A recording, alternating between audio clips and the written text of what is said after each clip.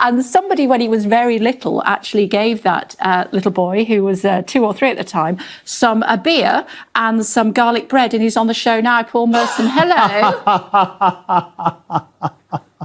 Say it ain't so. Say it ain't so. Wow. How old is he now, Alexander? He's nearly 30. Wow. How time flies. How time flies.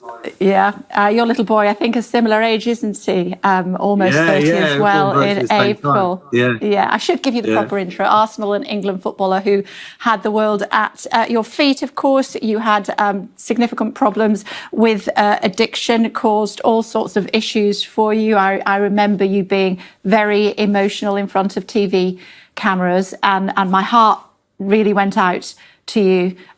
What happened? A bit like what that man said. You know, didn't like what I see in the mirror. I struggled with life on life's terms, and got into addiction in a big way, into gambling, drink, and drugs. And I just that just so resonated with me, what that man just said about George Michael. I just didn't like what I see in the mirror. I used to hate myself with a passion. And people would come up to me and they go, "Oh, you're my hero, what a player." And I'd go, "Oh, no, please don't say that. Please don't say that." Because I'd think, oh, if you only knew what I was doing, you'd hate me.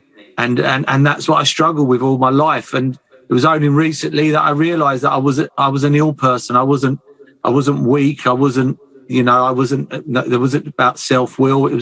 I was an ill person that needed to get well. I wasn't a bad person trying to get good all the time. So it's been quite good. It's been nice. The last 3 years or so has been probably the best time of my life, really. So how have you done it? Recoverlution, tell me about that. Yeah, I mean, this is a new thing, Recoverlution, where it's a 24-hour platform for recovering addicts. You know, because the important thing is to talk. It's, you know, and addiction doesn't give you a time. Doesn't give you a time that you might struggle during the day.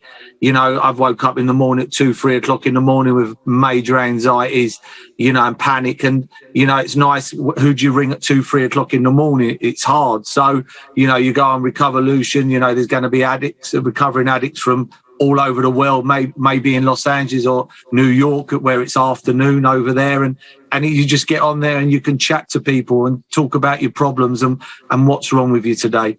You know, because, you know, being in recovery is living on life's terms. You know, that's what it's all about. That's what, you know, it's what we struggle about more than anything. That's why I got into addictions is trying to live on life terms. And I couldn't do that. So I chose to live in addiction. And today I don't. I get through the bad days, but I need to talk to people. And that's why I've been a part of this Recoverlution, because I believe in it.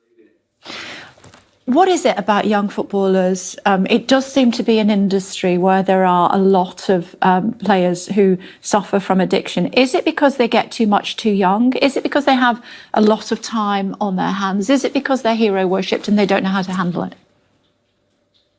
You know what? Addiction takes anybody. You know, it will take the top lawyer in the world. It will take pop stars. You know, we just talked about probably one of the most talented musicians ever to live on this planet in George Michael.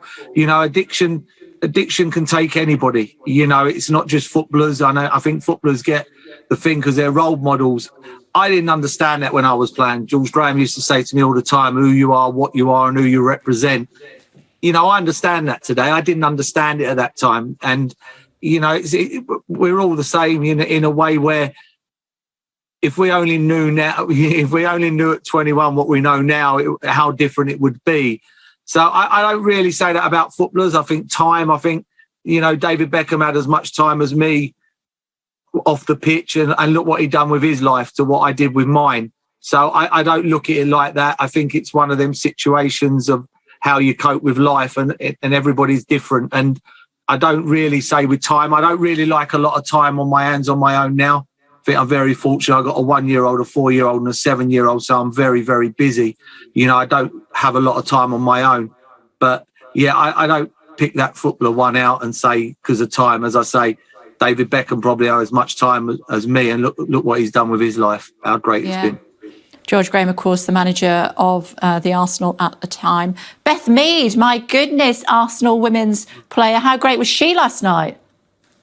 Well, amazing. You know, to score a hat-trick, for England in the Euros is amazing, absolutely amazing. I thought they were amazing last night, the ladies. Norway, that wasn't a foregone conclusion. If people watch women's football, that wasn't a game where they just had to turn up and they were going to wipe the floor. That was a difficult game that they made look very easy.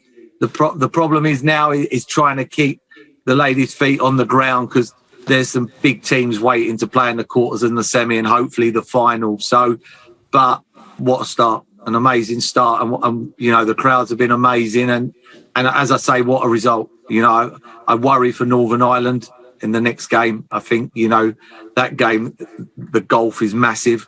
That gulf wasn't massive against Norway, and England made it look massive, more so than what it was on paper. Okay. Great to talk to you, Paul. Look after yourself. And you, Kay. Keep trucking. Thanks a lot. Thank you.